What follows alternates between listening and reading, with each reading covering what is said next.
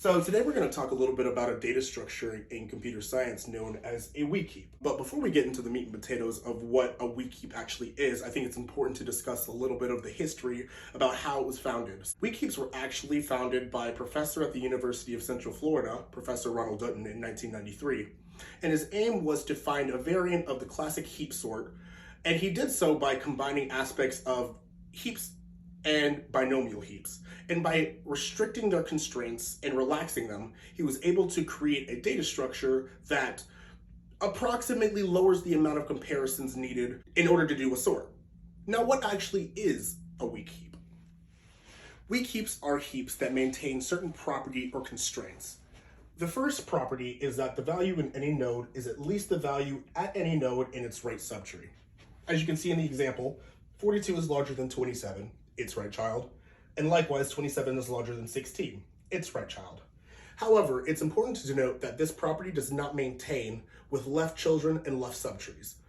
The second property is that the root has no left subtree. The third property is that nodes having fewer than 2 children, except the root node obviously because the root node does not have a left child, appear on the bottom 2 levels of the tree. So unlike a heap, which has to fill the leftmost child and then the rightmost child, ensuring that the deepest depth of the tree can have 1 or 0 children, this can have 1 or 0 children on both the deepest level of the tree and the second deepest level of the tree. So this is a valid weak heap, but also this is a valid weak heap. Now that we have a better understanding of the properties used to maintain a weak heap, how exactly do we implement this in code? Well, much like a heap, weak heaps are represented through arrays. If you have n elements in your weak heap, your total length of your array needs to be n plus 1. Now that extra space can be either at the beginning or at the end of your array, depending on if you want a 0 or 1 based array. To access your left child, assuming that we have a 0 indexed array, you would access it using 2 times your current index, and your right child would be 2 times your current index plus 1. Now, using our current example, let's go ahead and construct what this array would look like. So, at element 0 would be 42, element 1 would be 27, then 19, then 16, 29, 14, 25, 13, and then an extra element at the end, which we're not going to fill in. So this is our array. Let's go ahead and write down those indexes. So this is 0, 1, 2, 3, 4, 5, 6, 7, and 8. So this is our 0 indexed array. If we were at index 0 and we wanted to see its right child, we would do 0 times 2. 0 times 2 is 0. It doesn't actually have a left child, which is how we maintain that property of the root node not having a left child. If we wanted to see its right child, 0 times 2 plus 1, 27, its right child. So the math works out. One of our biggest operations in weak heaps is the merge operation. It's a little bit different from our normal heap merge. I'll show you how it's done using this example. So we have our 2 heaps, 42, 19, 29, and 14, and our second heap, 27, 16, 25, and 13. Our first step is going to be comparing our 2 root nodes and seeing which node is larger. In this case, 42 is larger. So 42 will be our root of roots, or our root of our merged weak heap. Once we have our new root, we are going to attach the entire second heap, so 27, 16, 25, and 13, to 42 as its left child, because now we know, because we just compared our 2 roots, that 42 is in fact larger than 27, so it maintains the property of the value in any node is at least the value at any node in its right subtree. So we attach 27, 16, 25, and 13. But what do we do with the rest of our first weak heap? There are no other operations required because we can simply attach it as the right child of our second weak heap. So we have 19,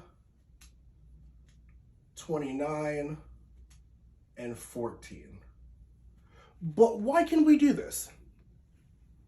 It's because of what we discussed in the beginning. That property that the value at any node is at least the value at any node in its right subtree is only maintained for right subtrees. Therefore, the left subtree does not have to maintain that property and no comparisons need to be made. And this is our merged weak heap. 42, 27, 19, 16, 29, 14, 25, 13. Our second important operation in weak heaps is our sorting operation. This is where we get to utilize that extra space in our array that we created in the beginning. This allows for in-place sorting, which dramatically decreases the amount of space complexity needed for our algorithm. The steps for sorting a weak heap are as follows. Number one is to put the root node in the last position of the array. Once you've done so, you can unlink all the right subtrees. However, you're only going to unlink the right subtrees from our newly freed right subtree. The next step is to merge all of our individual trees into one tree again, and then repeat the process. Let's see from our new example. So our new weak heap is 35, 25, 20, 15, 28, 14, 24, and 13. So step number one, place 35 in our last array spot. Sorry, that was bad. Place 35 in our last array spot. This takes 35 out of our tree, and now we are no longer considering 35 a part of our weak heap. So our new weak heap is 25, 15, 20, 28, 14, 24, and 13. Now, we need to unlink all of our right children from our right subtree, meaning this subtree. So we're going to unlink our 20, and we're going to unlink 28. So we now have three weak heaps. A weak heap with one element, 28. A weak heap with two elements, 20 and 14. And a weak heap with four elements, 25, 15, 24, and 13. So now we want to merge each one of these three weak heaps to create one heap again. So we look at 28 and 20, we compare the roots and see which one's larger. 28 is larger. Our first new weak heap will be 28, 20, 14. And our second heap is still 25, 15, 24, and 13.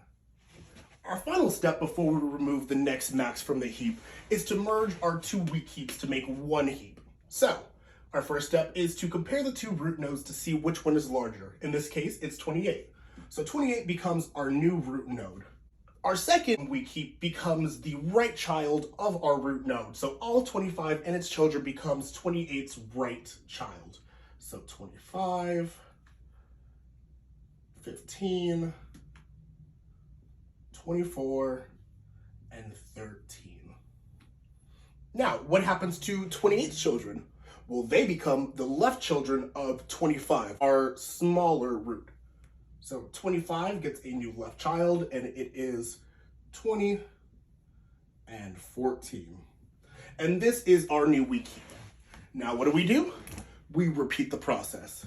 28 is our new max, so it goes at the end of the array, and we are left with an array, a weak heap of 25, 15,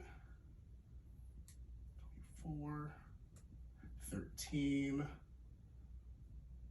20, and 14. So our process just repeats itself again. So we unlink all of our right children from our right subtree. In this case, we're only unlinking one element, the 20. So now we have two weak heaps, 20, 14, and 25, 15, 24, and 13. Now all we need to do is merge like we did last time. So we compare our two root nodes. This case, 25 is larger, so 25 becomes our new root node. And 20 and all of its children become right children of our new root node. So 20, 14, and just like before, all of 25's children become the right children of 20. 15, 24, and 13. So this process will continue until there are no elements left to pick from the max and we have a sorted array. The last thing I want to touch on is the computational analysis of our weak heaps. Now, just like a normal heap, in weak heaps, we are analyzing the number of comparisons we have to make in our algorithms.